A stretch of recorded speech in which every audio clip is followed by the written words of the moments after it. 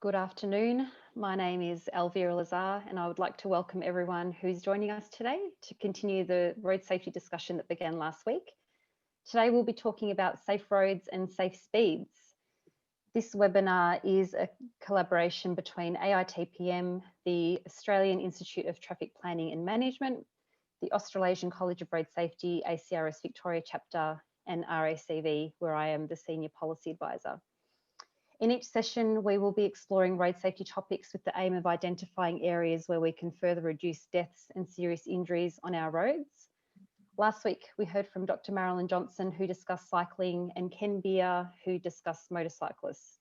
This presentation and presenter slides are available to members on the AITPM website and also ACRS websites. Today's session is being recorded and presenters will again make their slides available via the websites. But please make sure your microphones are muted and cameras are off for the duration of the session. Before we get started, I'd like to run through some acknowledgements. AITPM are proud to be sponsored by their national platinum sponsors, Austraffic, WSP. Their national sponsors, Cardno, VLC, Connexus, SMEC, Matrix and Monash University. And Victorian sponsors, Department of Transport, RACV, O'Brien Traffic, SALT, Traffic Works, Traffics Group. ACRS would also like to acknowledge the Global Goals, the Decade of Action for Road Safety, and Sierra Group. Now, for anyone who's not a member, please take the time to visit the AITPM and ACRS websites for full details on becoming a member. Now, this event will allow for questions today. So if you would like to submit a question, please do that via the Q&A tab. We will spend the first half of today's session hearing from our presenters. And in the second half of the session, Daniel Mustata from Road Solutions will facilitate the discussion with these questions.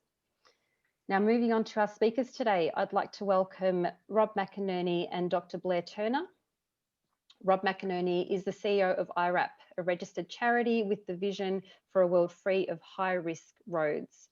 RAP projects are active in over 100 countries worldwide, and Rob works closely with key development bank, political and technical leaders to build local capacity and deliver large-scale and long-term road safety benefits through safer road infrastructure as part of their own assessment programs. Dr. Blair Turner is currently a senior transport specialist with the Global Road Safety Facility at World Bank. Blair has been involved with many road safety projects with a focus on rural and urban speed management and safe road infrastructure. He has also contributed to several of the international best practice guides, including speed management, data systems, and pedestrian safety. He was the lead author of the Global Guide to Safe Road Infrastructure for the World Road Association and has provided advice and training to various international governments and agencies on issues relating to infrastructure and safety management. Welcome, Rob and Blair. Great, thanks Elvira, and thank you also to the audience for joining today. I know everyone's got busy roles, so I appreciate you taking time out to listen to what Rob and I think is a really important topic, and both looking at safe roads and safe speeds. So we'll do a bit of a double act today, probably about half an hour total in presentations, switching backwards and forwards between us. But we do really want to leave a good amount of time at the end for some decent discussion. So yeah, please start using that chat, challenge some of the slides or some of the comments we do make, and happy to have a lively debate at the end. So in terms of rough running order, we'll talk a little bit about the human impact from road trauma more generally, but really focusing in then on the importance of safe road infrastructure, the importance of safe speeds, and then a few conversation starters, hopefully, for that Q&A around the importance of innovation, whether you're working in a state road agency or local government. Another area we both believe really needs a good push along in Australia is around measuring success. And then lastly, engaging with the community and community leadership in our road safety activities around these two important issues. So just in terms of where we are in Australia, look, we've been tracking reasonably well since the 70s when we had our sort of highest numbers of deaths on the roads. But as indicated on this slide here, we're not meeting our targets towards 2020 for the National Road Safety Strategy. Most states are on the wrong path, not quite going to meet that target. Some are just behind. That's the same for both the deaths, and interestingly, the serious injuries seem to be either stable or increasing over time as well. So not quite where we want to be. And I guess one thing though, these numbers really mask what is really a very personal issue. This is 1,200 deaths per year, but each of those represents some major impact on people's lives. So I'll pass across to Rob just to touch on that issue for a start. Yeah, thanks very much, Blair. And look, what I'd like to start with is obviously a fairly significant image for all of you who, in this year of COVID, we've come to get used to empty stadiums. But the MCG there is an amazing place, and when it's filled to capacity on grand final day, there's 100,000 people in that stadium. 100,000 people is how many get killed and injured on the world's roads each and every day. So every time you see footage of that stadium, I want you to remember that, because that's what this is about, is to change the scale of our response, change the urgency that we give this issue around the world, and to obviously save lives. And each one of those injuries is actually, it's an individual. I want you to meet Chelsea. Chelsea was 5 years old when she was hit by a four-wheel drive as a pedestrian. She was left with a severe brain injury. Her mum, Susie, has changed her whole life, and she's proud of the progress that Chelsea makes each and every day. These are the stories behind every one of those 100,000 every day worldwide. There's 340,000 new severe brain injuries every year worldwide. As Blair said, we're sitting at around 40,000 injuries per year in Australia, trending upwards towards 50,000 by the end of the decade. So we've got to do more, because in COVID terms, we will have 450,000 new cases of road injury between 2021 and 2030 here in Australia alone. And what I'd sort of ask all of you as transport professionals is, should we be surprised by that? What we know from OSRAP and ANRAM assessments completed around Australia is that 91% of the high-speed roads that we've assessed are undivided. 73% of the high-speed roads that have been assessed have dangerous roadsides. And 76% of the urban road lengths, again, a relatively shorter length that's been assessed, but basically 76% of the roads with high speeds have no pedestrian crossings. So should we be surprised when we see a head-on fatality, a head-on injury, a run-off road crash, a pedestrian crash? The answer is no. That level of death and injury is actually built into our roads. And so I want to relay to you a personal experience, if I can. I grew up in South Australia, and a guy called Dan Farden, some of you may know him, was my road safety audit coach. And we did the 5-day intensive road safety audit training. I went out there and then delivered my first road safety audit. I was on a high-speed undivided road in the north of the state, and I was out there, and when I was looking back at the recommendations, I picked up that some of the guideposts were missing, that there were these little issues that I picked up. I did not include the fact that the road was undivided and traffic was coming head-on towards each other at 100 kilometres an hour as one of the deficiencies of that road. Now, that's a bit over 20 years ago when I did that course, and that, but again, it shows you how blind we are a little bit to some of the hazards in front of us, whether they be for pedestrians, where essentially it's like walking alongside a cliff in our urban environments, or for our cyclists, or for motorcyclists, or for the vehicle occupants. So there's a lot we can do to open our eyes. And part of our work worldwide with the star ratings is to make an easy language to talk through. On a 1-star road, you are twice as likely to have a death or injury per kilometre travelled than you are on a 2-star road. If we can bring it to 3-star, we can halve the level of death and injury again, halving again going to 4 and 5-star. So that is our opportunity to transform the built environment and the speeds that people are travelling on those roads to save a lot of lives. And that power is in each of your hands in the work that you do every day. And I just wanted to highlight particularly the TAC work that we're doing. TAC as a monopoly insurer has a unique information data set that is so powerful. Like when you really want to understand what road trauma is, it's not just an amorphous mass of injuries. Like these are brain injuries and quadriplegias and limb fractures. And we've done some big data analysis with TAC, and this is just one insight where we've been able to look at the injury types that are happening on 1-star roads for pedestrians. And we're seeing this huge burden of brain injury coming through. The fractures and fatalities are significant as well. But you can just see here the average cost, $240,000 per claim. Moving across to 4 and 5-star roads, one, there's not many incidents anyway, and any of those that do happen, the average cost is around $36,000. So we can quantify this problem. It is not something that we can't quantify as we would any other formula in engineering or in transport planning or road design. We can calculate how many people are going to be killed and injured and what the cost to society is as part of that.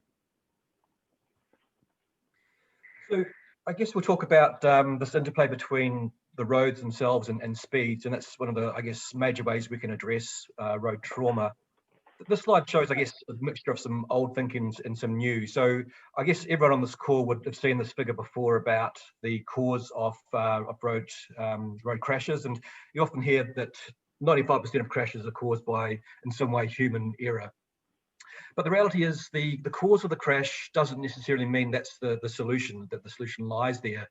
And if you think back to that slide of Rob's with that truck bearing down on us at 100 km per hour on that narrow roadway, if there's a distraction in the back of that car and the driver accidentally veers into the opposing lane, there'll be a fatal outcome from that.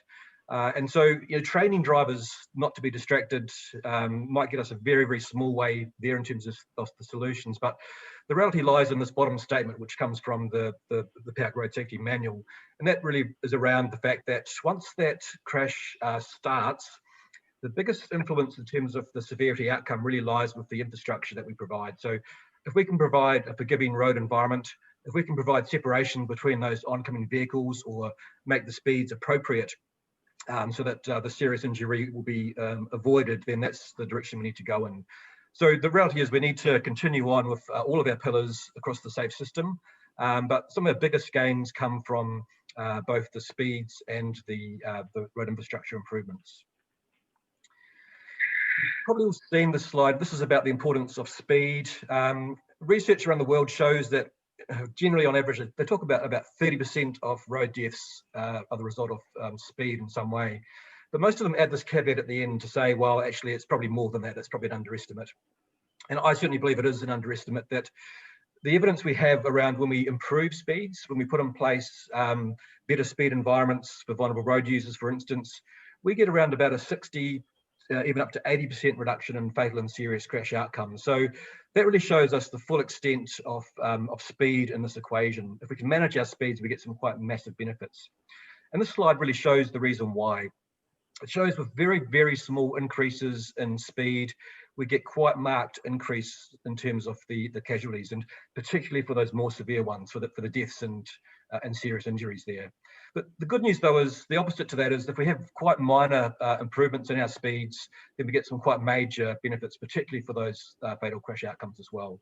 Now, this research has moved along a little bit from this graphic, but it still, I think, illustrates quite well the broad concept around this very, very strong relationship between speed and crash outcomes. And our evidence here really is rock solid. The other bit of information comes from some older research as well, this image on the right-hand side. And again, I hope most of you have seen this information before. It really shows us the survivability at different impact speeds. And so the left-hand bar here, the red one, shows that if a vehicle strikes a pedestrian at around up to 30k per hour, that's reasonably survivable. But above those sorts of speeds, the chances of survival decreases dramatically. And the same figures for intersection crashes, 50, head-on crashes, 70. And yes, there's a bit of more recent research that perhaps questions whether it's 35 or 25, but these concepts I think are really important for us to understand, and they should really be influencing our design. If we want speeds higher than these where there are pedestrians, we need to put in place separation for those pedestrians. And Rob will come back to this image or this discussion around the star ratings and how that can be very heavily influenced by the speed change in those environments. So on a poor bit of road in an urban area that's 50k or above, we get a one-star road. If we start to reduce those speeds down below 30k per hour, we get 1 and 2 star roads and 4 and 5 star roads and great outcomes from a safety perspective. The other element to all this is really the cost effectiveness, and this graph here shows the really high benefits we get from improvements. Sometimes for every dollar spent, it's up to about $17 in terms of benefits to society from particularly these infrastructure improvements in red there, some of our vehicle-based solutions and enforcement as well. And I guess back to my original point, the ones on the right-hand side here, going into a school to train a young person, to tell them slow down, don't drive fast, we have found doesn't really have a big impact. If you do get an impact, it's quite short-lived and you need to repeat that message over and over again. Whereas these infrastructure solutions and speed changes, they start working from day one and they're permanent as well. And certainly we've got this data around cost effectiveness from right around Australia, including Victoria. We know what solutions could be applied and the benefit cost that we get from each of those. And the story is pretty compelling, and it always amazes me as to why we don't have a better case to get greater funding for these infrastructure improvements. Excellent, thanks Blair. And what I'll do now is take you into the star rating demonstrator to give you a live example of how the star rating actually works and the way in which it relates to, in this case, what I'm looking at is a relatively poorly designed urban environment. Something certainly Blair and I see all around the world in the low and middle income countries, but we do see these in Australia as well. And looking at that sort of starting point of a low quality urban environment for engineering, but also you can see here the starting speeds are 70 kilometres an hour. Now, in simple terms, these roads typically are not too bad for cars and not too bad for motorcyclists hitting that 3-star category, but they are horrendous for pedestrians. That's 70k an hour and pedestrians just don't mix. That's death and injury built right in. Likewise, even for cyclists sort of running parallel to traffic. But what I want to introduce you to is how we can change this. And I go through the star rating demonstrator with ministers who are looking at speed discussions and infrastructure discussions. And you'll see here in 2 minutes how we can take them on a journey from perhaps it being sort of something they don't understand to hopefully something they do. So let's have a look for a start about adding some vulnerable road user facilities. So I can come in here and add pedestrian crossing facilities. We can put in a signalised crossing with a refuge and make sure that it's good quality. That's a great starting point, but pedestrians are still trying to walk along this road without any facilities. So if we can add sidewalks on the driver side, that pushes us into the 2-star category. If we can then also add sidewalks on the passenger side, we're now into that 3-star category for pedestrians. And we're still at 70 kilometres an hour. Now let's start having a look at speed. If I take speed from 70 down to 60, you can see there that we're starting to push towards that 4-star level. Safety is also improved for our cyclists. I'll now make it to 50 kilometres an hour. And we've hit 4-star for cars, for motorcyclists and for pedestrians. At the moment, we still haven't given cyclists a facility. So let's add that. And I can come in here and add even just something simple like an on-road lane for cyclists. Takes me up to 4-star for everyone. Now let's do the last bit of the equation and see in these built-up urban environments with lots of pedestrians and cyclists, what you would call movement and place perhaps for some of you working in that space. Let's have a look at what it is if it goes to 40k an hour for everyone. We have 5-star performance for everyone. Most of you are probably buying 5-star cars, but you are still perhaps designing and seeing road projects deliver a lot less than that. So this is just really showing that how speed and safe roads can actually work together and deliver these important outcomes for safety. And 5-star is absolutely achievable, whether it's in rural environments or in urban, and for all road users. So just moving back to the slides.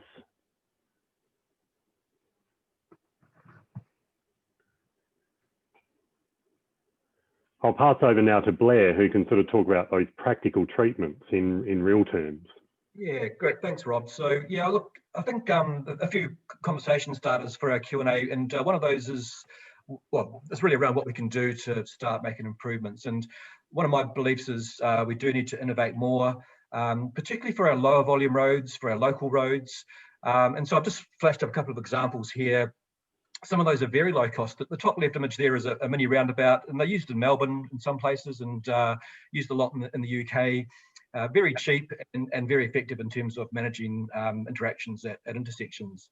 Top middle there is raised pedestrian crossings in advance of a roundabout, and that is the effect of slowing people down. It's a very cheap construction because the roundabout doesn't have to be a full-size one. There's also technology solutions like on the top right there, where vehicle-activated speed limits were used in Victoria as well. This example from New Zealand, where the speed limit's reduced from 100 down to 70 as the vehicle approaches from the side road. And again, incredible benefits from those sorts of solutions. One thing I would say though is we've got a few gaps in our knowledge. So bottom right image there, a big part of our problem lies on our low volume rural network. Not many crashes per road, but when you add all these roads up, there's quite a large number of deaths and serious injuries. And we need to start thinking more about what do we do on those roads? What are our solutions? What mixture of infrastructure and speed management can we put in place to better manage the forces and energies and vehicles and during collisions particularly? And then wide centre lines and other centre lines as well for roads where there's a bit more in terms of traffic. But look, another area of innovation, I think, comes down to low-cost solutions. And this image on the left here comes from Chris Davey, who won an award just last week, I think, for 3M from the College of Road Safety. This shows a low-cost urban roundabout in Mildura. And really, it's a low-specification roundabout, low cost, with some speed control using some cushions on the approach. And the reality is we can build 10 roundabouts for the price of a normal roundabout when we use these low-cost interventions. And here in the US, I've seen other people use similar approaches, even on rural networks, where rural roundabouts installed for about $100,000 US, which is about 1/10 of the price of a normal roundabout. And again, almost as effective as the full price one. So we need to start innovating more and getting better bang for our buck when it comes to these sorts of solutions. And certainly I need to mention both pedestrians and cyclists. We need to innovate more around them as well in terms of raised pedestrian crossings and facilities for cyclists. Just moving on to our second point, it's around the metrics. And I think this is an issue that Australia really has missed and will bring big benefit for us at federal, state and local road level. And the general concept here is what we don't measure, we can't manage. Historically, we've focused on the final outcomes. We've really had as our targets the deaths and serious injuries on our roads. The guidance internationally, though, is we should be also including these intermediate outcome measures across all of our safe system pillars, measuring what we do and what our effect is around speed, other behavioural issues, around the vehicles and around the roads. And the idea is we need to assess where we are now, make some plans about where we need to be as part of our strategies, and then really track our performance towards those targets. And those intermediate measures are the things that drive those final outcomes. If we're not doing those, and if we're not tracking our progress towards those, then there's no way we can tell what's having an influence on those final outcomes. And we shouldn't be surprised when there's no change or crashes are increasing when we don't know what's happening in the background. So just to illustrate this point further, I'll pass back to Rob just to talk about some of the global movement around the metrics in terms of roads themselves. Yeah, thanks, Blair. And really what's great and what we've seen good progress on is this recognition that if you can't measure it, you can't manage it. And at the global level, the United Nations member states have all signed up to 12 global road safety performance targets. And they're really covering everything that you'll be running through in this 6-part webinar series.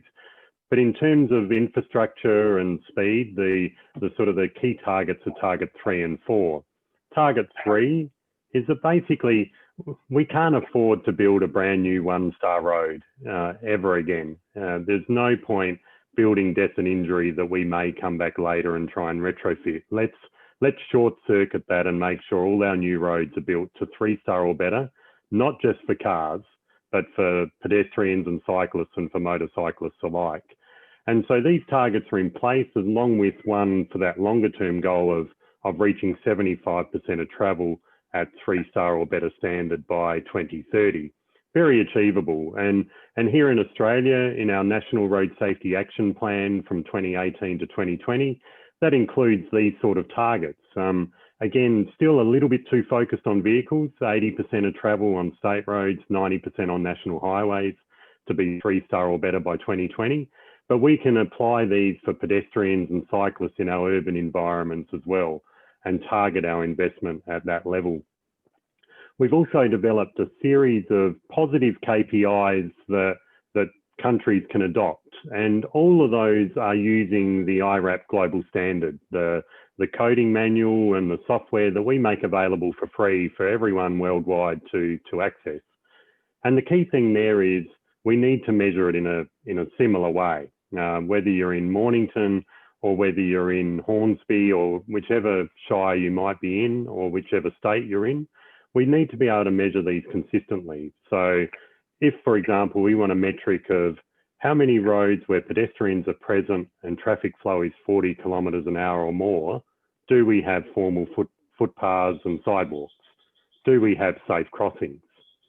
How many high-speed roads of 80 kilometres an hour or more do we have physically separated with either wide centre lines or central median barriers, as an example? And we've broken that down to each of the attributes in a very positive way so that you can adopt these quite easily and bring those into your own national or own strategies over the next 10 years. And importantly, there's already been 200,000 kilometres of data assessed across Australia.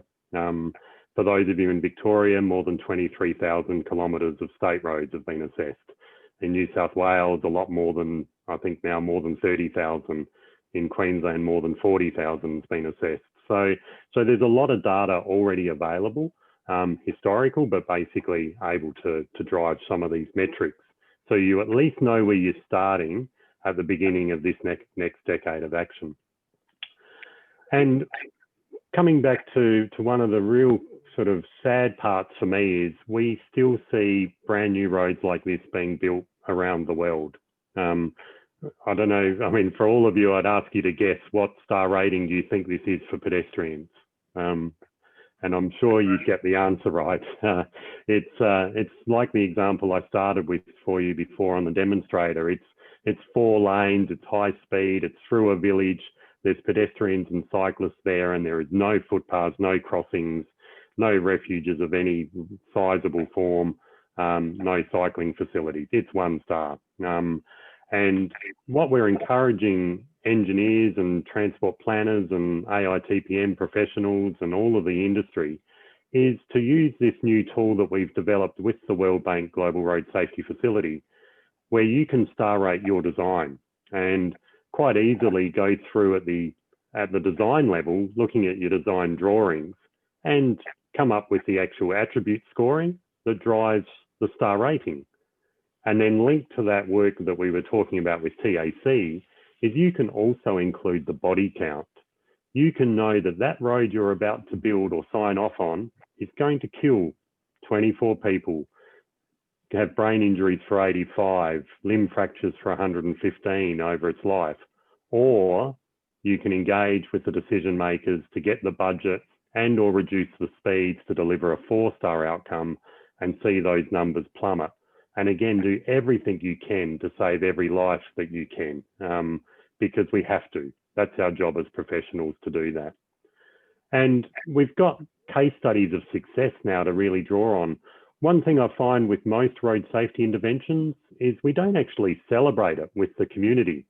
So what we'd love to see is, you know, on your next road project, that you have the local mayor, the local minister, the RACV representative, the designers, the AITPM president, all out there ribbon cutting this road going from 2-star to 4-star, if it was the Anglesey Road as an example.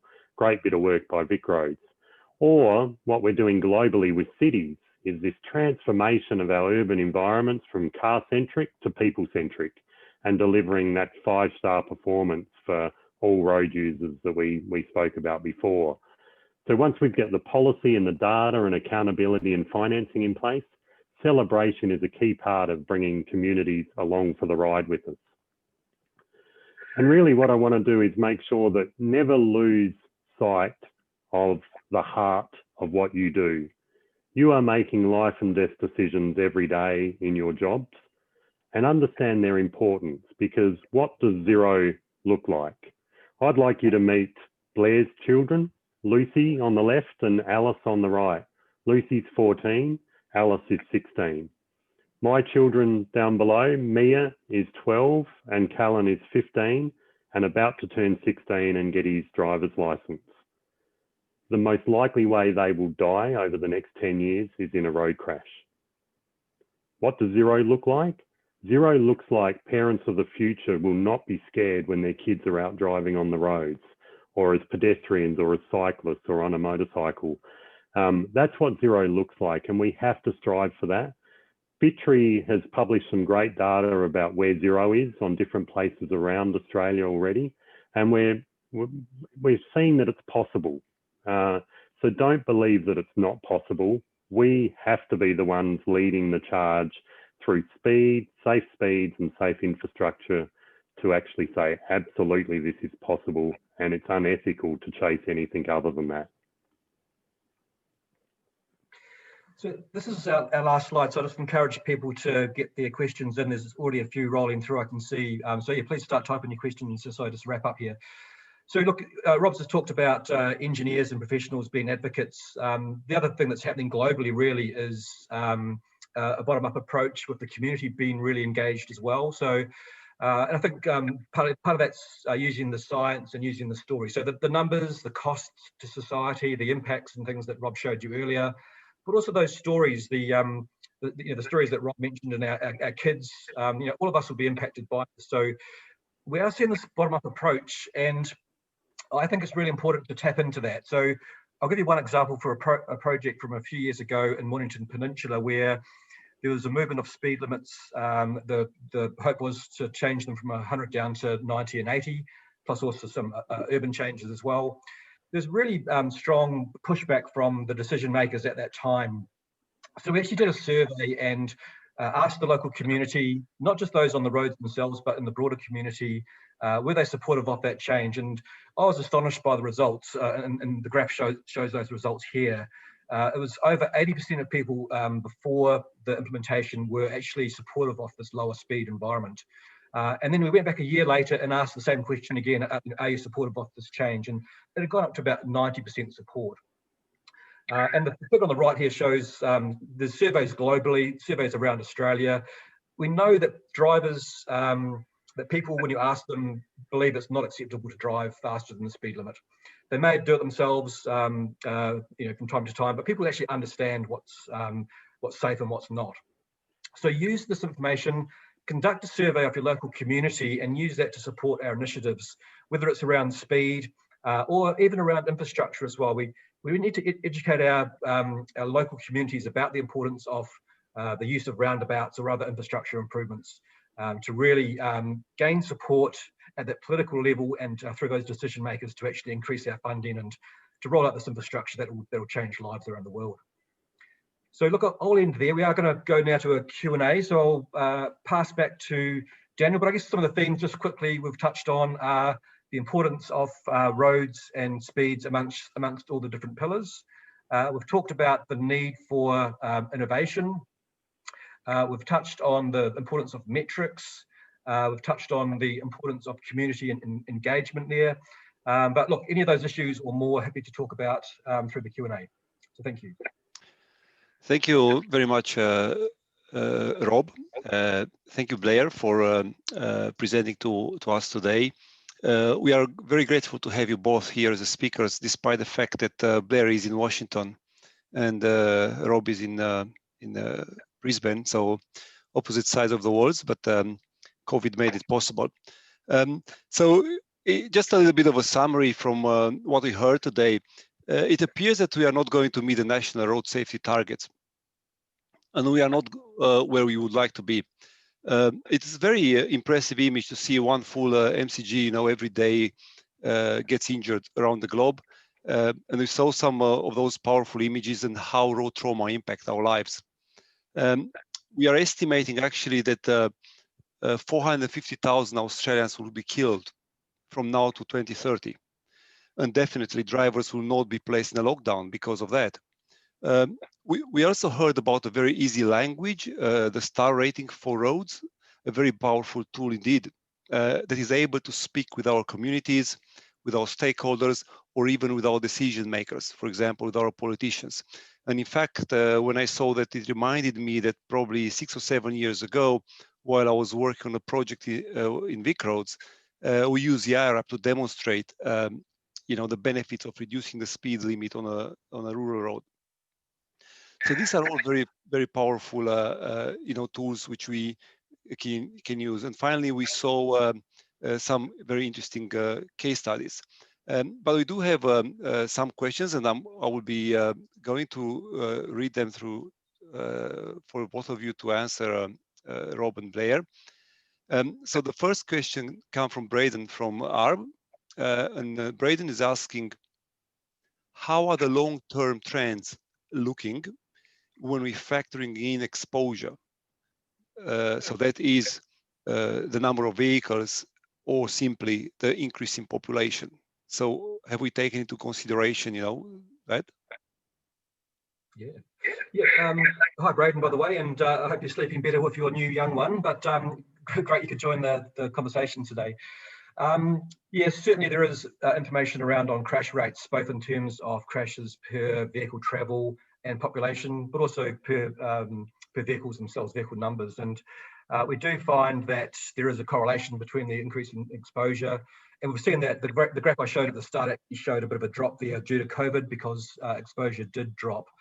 But the reality is our safety performance isn't reducing on any of those fronts. It's whether you look at raw numbers or crash rates, we've pretty much stagnated, and yeah, we need to probably push forward ahead regardless of what metric we use. Thank you, Blair. So the next question from Peter from RACV. So while speed is a major factor in road trauma, there are many respected people in our industry that actively oppose reducing speed on existing one-star 100 kilometers per hour roads. And they are mostly in our regional roads. How can we expect government to act when our own industry opposes these important changes? Yeah, excellent question, Peter. Thank you for that. Look, again, I think what it comes down to is that engagement that Blair talked about within the Mornington Peninsula, but also what we've seen Auckland Transport do really effectively, a Victorian export with Brian Sherratt leading the way over there.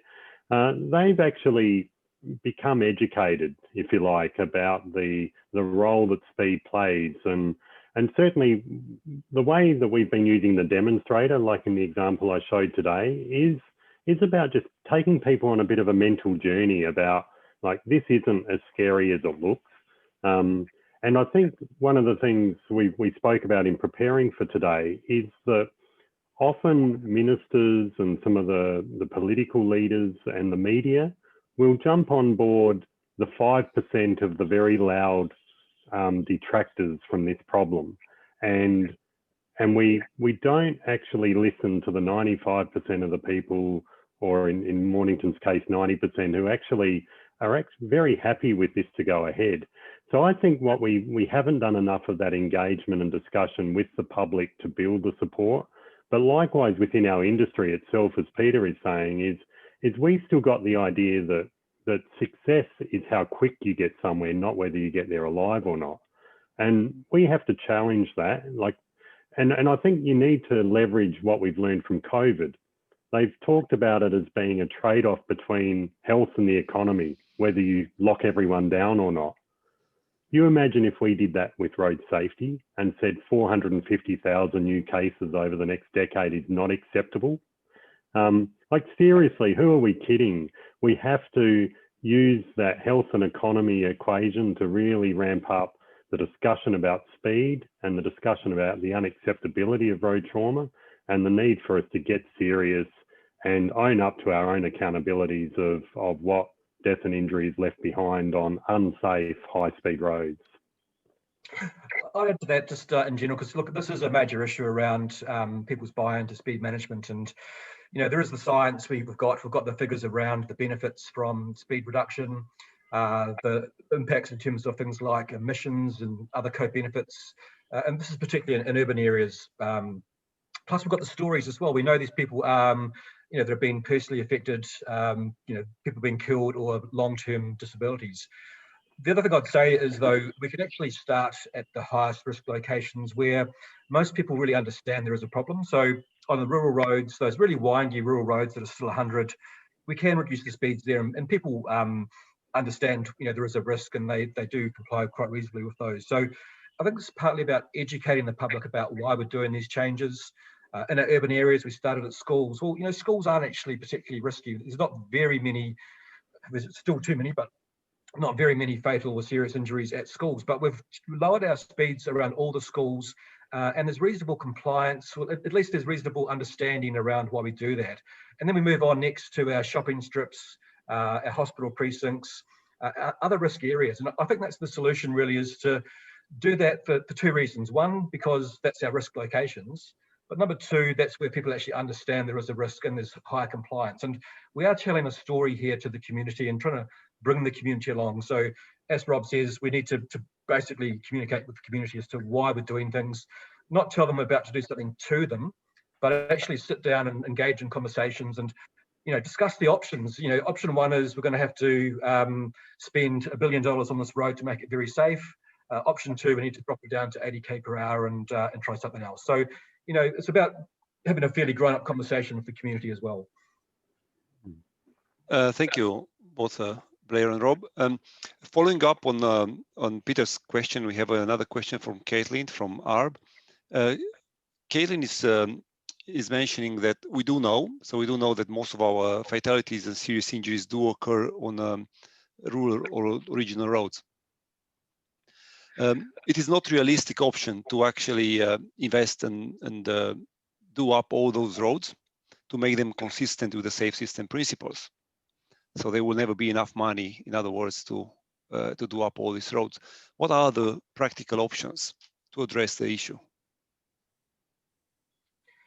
Yeah, look, it's a massive problem. And I showed that slide earlier, just very briefly, around what I think is a missing stereotype in Australia. And that is our thousands and thousands of kilometres of very, very low quality roads, sometimes with poor alignments, sometimes poor surface conditions, all these things combining, 1 or 2 star roads. And you're right, there's absolutely no way we can afford to upgrade those roads to allow people to drive at 100. But look, I can remember, like many others on the call, we had a drought, one of many droughts in Australia. I remember in Victoria, we had the drought broke and lots of rainfall, and that caused this massive breakup of the road surface. And we put out signs all across our road network saying advisory speed 80k per hour, the road surface is unsafe. Well, the reality is these roads are now unsafe. you know, we can drive at them at 80 probably and be reasonably safe, or sorry, comparatively safe. And until such time as they're upgraded, that's probably what the appropriate speed should be. Now, many roads we want to drive faster than that. Well, let's have the discussion and invest in those parts of the network that should be 100. And other parts, they may need to remain at 80. So again, I think we need to have a good hard look at that big part of the network where there's no way we can afford to upgrade the infrastructure. The vehicle improvements won't be coming soon enough to help us over the next 20 or so years, 30 years perhaps. We need to look at ways we can actually think about building up parts of the network that should be 100k per hour, and other parts of the network, let's put in place safe provision where people can drive perhaps at 80k per hour, just for shorter distances, not for thousands of k's, but perhaps just on those shorter stretches particularly. And Daniel, if I can just add a little bit extra to that, and thanks for the question, Caitlin. The idea that we've got with the policy targets that countries are adopting around the world is 75% of travel on 3-star or better roads. Now, what we know for vehicle occupants is 75% of travel is happening on around about 11 to 12% of your road network. So actually, it's quite achievable to focus in there and bring those roads up, either by investing in like the barriers and some of those more expensive treatments to bring that infrastructure up to 3-star or better, while it's still perhaps 100 kilometres an hour. Underneath that, then you start to sort of say, well, look, can we bring in rumble strips and some sealed shoulders at the very least and drop the speed from 100 to 90? Will that get to 3-star or better on some of those higher volume local roads, if you like, that Blair was talking about? And then beneath that, yes, there is going to be some of these roads that we can't do up, as you say, in terms of getting it to that full safe system level. But boy, certainly in Australia, we can't afford to have a 1-star road. So we should almost just like, if it's that dangerous, it's 1-star, you've got to bring the speeds down and make sure it's at least 2-star. That's unacceptable for any human. That's an unsafe workplace for anyone driving down that road. And yes, like, so the idea of the percent of travel as a policy target is it gives some flexibility for the decision makers within your budgets to do what is realistic. But again, do everything you can to save lives. It's worth it. Thank you. We still have a fair bit of questions and comments to go through, but there is an interesting comment from, or I believe it's interesting anyway, to comment on from Lex in New South Wales. It's a comment rather than a question, but I will turn it into a question. Lex is a little bit annoyed with the politicians who muddle between speed and speeding. So if you could just very briefly touch on what it means speed and what it means speeding. Yeah, so speeding and speed, yeah, that's a good point. So, I mean, any crash has got some element of speed in there. If there's no movement, there's no speed. So there is a lot of confusion and a lot of issues around terminology. When we talk about speed in the safety context, we're talking here about people who are driving above the speed limit, but also driving unsafely below the speed limit. And that happens a lot as well, and it can be quite a risky thing to do. So I think both of those things are what we're talking about here and need to be defined as speeding. Yeah, thank you. Rob, I believe that's a question for you from Dave Jones. Does the IRAP demonstrator allows treatments like high friction surface to be modeled? Yes, it does. Yeah, certainly skid resistance is one of the important attributes. I think even within Victoria, there's been some big experiences, some high profile crashes that resulted from poor skid resistance. So absolutely, it's one of the critical attributes in there, and certainly is one of those that is modelled in terms of high return on investment solutions that can be deployed to both reduce death and injury and improve the star rating. So both of those are in there. Thank you. I mean, that's another comment. So another question from Braden in ARB. Braden it quite likes the idea of, I believe it's 2+1, essentially providing shoulders shown to be highly effective for free on low volume roads. Have you seen examples of this being implemented outside of few isolated cases within Sweden, Netherlands? Yeah, I think you're talking about 2-1 there. Actually. -1, yeah. Daniel, Braden, definitely. And I think you know my interest in this as well. So this is the idea that similar to an unsealed road, you know how we drive on unsealed roads in Australia, we tend to kind of stick more to the middle of the road and not to one side or the other. And then as we come across another vehicle, we slow down and pull over to the left and no, I texted him, he said he's got the funeral today. and you might have some better facilities at a curve or at an intersection. What they're doing in parts of Europe is putting in place on a surface road a similar sort of arrangement whereby they remove the centre line and put in two edge lines, which gives instantly a shoulder. And it works very successfully there. The speed environments are reduced. They're sort of 60 km per hour, for instance. And so the thinking is, could that apply to any of our roads in Australia where they're very, very low volume, very good visibility, and no chance of any upgrade into the future? And so, Braden, the question was, is this being done outside of Europe? Well, the answer is yes, it's been done in Australia. So in Queensland, I've come across one road there where it was done for an entirely different purpose. It was done from an asset management perspective, whereby the road subsurface was, I think it's sort of a clay type material. And as vehicles get to the edge of the road, it causes the road to break up. So they decided to put this in place in Queensland. Rob, maybe you can add to that story if he's heard of this as well. But they put in place this arrangement whereby they've moved from a 1+1, one in each direction, to a what's called a 2-1. It's also used in North America here, and I'm aware of quite a few examples on the outskirts of small townships, particularly to provide cycling provision. So the new shoulder that's now available is used by cyclists who perhaps live on the outskirts of these towns. So I'm certainly keen to explore this further. I don't know if we could throw it in straight away in Australia. We need to probably test it and demonstration projects and the like, and do it very safely. But this is what I was saying before about this missing stereotype for this very low part of the network, low volume part of the network, where we need to do something. We've got this massive problem that we can't afford to solve using conventional methods. So we need to perhaps try something new. So Robert, I don't know if you've come across that Queensland example. Yeah, definitely aware of it. Yeah, the black clay soils, and I mean, yeah, certainly. But I agree with you that everything you said, spot on.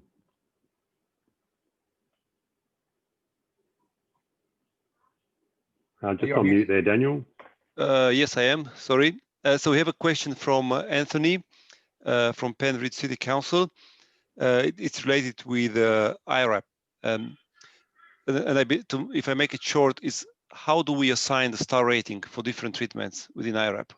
Yeah, great question. So what we've got is the original research behind the star ratings was, let's have a look at all the road attributes that impact road crash outcomes, and importantly recognise the road features that impact crashes for pedestrians is different than cyclists, is different than motorcyclists, and is different than vehicle occupants. That's why there is an individual star rating for each one of those. For every one of those sort of 50+ attributes, we have used global resources to get all of the evidence-based research about the impact that that road feature has. What's the difference on a road with a footpath and without a footpath, or with a raised platform crossing versus a signalised crossing, or a roundabout versus a right turn treatment? So every one of those has a crash modification factor associated with them, and then we bring them into the model for these attributes matter for pedestrians. When we multiply them all together, we end up with a star rating score, and then that star rating score has been banded into the 1, 2, 3, 4, and 5-star categories. You will have seen, Anthony, from the demonstrator example that it's a continuous spectrum. So you might be 3.5 star or 3.9 star or 4.2 star as an example. So the sort of the life-saving improvements are continuous in nature, but everything is grounded at the attribute level based on evidence-based research. And all of that's fully published in the public domain and available on the IRAP website for you to be able to access and use. Thank you. I'll turn again a comment from Jacob into a question, if you like. And Jacob is mentioning that lowering the speed limit has never been a popular topic among federal or state governments. And we know because we did face some of those issues in the past. Perhaps I should ask, how would we, as an industry, be able to actually turn this view of federal and state governments and even our own industry to have the buy-in and tackle the change in speed? Yeah, look, I mean, we did cover this a little bit. Your question might have come in earlier, Jacob, but certainly the science and story is a big part of that, making sure that we do use the evidence base. And one thing I didn't mention before was probably the co-benefits in more detail. So there's a great example from Europe, the sustainable urban mobility planning, for instance, and we're trying to bring that into Australia as well, whereby they actually, at the city level, put in place structural plans for their cities, really around emissions. That was their major driving force, but it so happened that that had a massive benefit towards accessibility and road safety. So one of the things I don't think we do well here, in Australia and here in the US, is join together these different agenda items and use that to make our case. So, you know, from road safety, we can go and make a case, but really when we bring these agendas together, the benefits around speed management from a safety perspective are very important, but there's also the flow-on effects to emissions. There's the flow-on effect to livability and social interactions in our built environments. There's flow-on effects to encouraging people to walk and cycle in safe environments, which is a flow-on effect to broader health outcomes in terms of addressing obesity. So I think what we're perhaps missing a little bit is some of those other agendas and bringing everyone together to mount an argument that's actually produces even greater overall benefits. So that's perhaps just one thing I could add to what we said earlier. Thank you, Blair. Very interesting topic indeed, sustainable urban mobility. Perhaps the last question, Rob, is mostly for you. Is there any uptake in the use of IRAP tool in assessment of current projects in Australia? This question comes from Rodney in GTA. Yeah, Rodney Ding, how are you? It's good to see your name there again. So Rodney, yes, there is. To give you just a couple of simple examples, is Transport for New South Wales is now quite actively going out with their new design and construct contracts with conditionality of reporting the star rating that will be delivered as part of the project and absolutely meet the 3-star or better standard. So that's already happening. You might be familiar that the Josh Frydenberg recently announced the $2 billion stimulus package for safer roads around Australia. So that's the investment that will save lives, save money and create jobs on the back of some of the COVID stimulus. And the idea of that plan is that it's driving investment in sort of every corner of Australia, small projects, but basically transformational projects in terms of safety that will also generate jobs in local communities. That has gone out with conditionality of hitting 3-star or better. And so, yes, people are starting to use the star rating for designs tool, starting to use the free tools that we've got available, do the training. And again, the key thing I'd flag is every AITPM member or consulting engineer can learn how to star rate a design and just build it in themselves from your own responsibility perspective, as well as some of these tendered opportunities that are coming out from like the Tasmanian government, Midlands Highway 3-star or better goal, the Transport for New South Wales work, the Princes Highway work and others. So momentum is building, Rodney, but there's still more to do. Thank you again, Rob and Blair. I know we do have questions unanswered. We will not leave them unanswered. The questions will be posted onto our AITPM ACRS websites and we will get onto them. But that was indeed an exciting session, and I would like to thank all the participants, including the AITPM and ACRS members who have joined us today. Please take your time and have a look at the website of each organization. Perhaps consider becoming a member if you're not a member already. There's a lot of benefits which comes with that. We have an affordable membership which gives you access to the latest industry and opportunities and many other benefits. Next week, another exciting session. We will continue our discussion, and we're going to have Associate Professor Michael Fitzharris from Newark, and we're going to have Dr. John Crozier from the Royal Australasian College of Surgeons, and we are going to discuss identifying system failures and reducing demand for post-crash care. So looking forward to seeing you all back here next week. Until next Wednesday, have a wonderful week, and enjoy your great work you're doing. Thank you. Thank you. Thank you.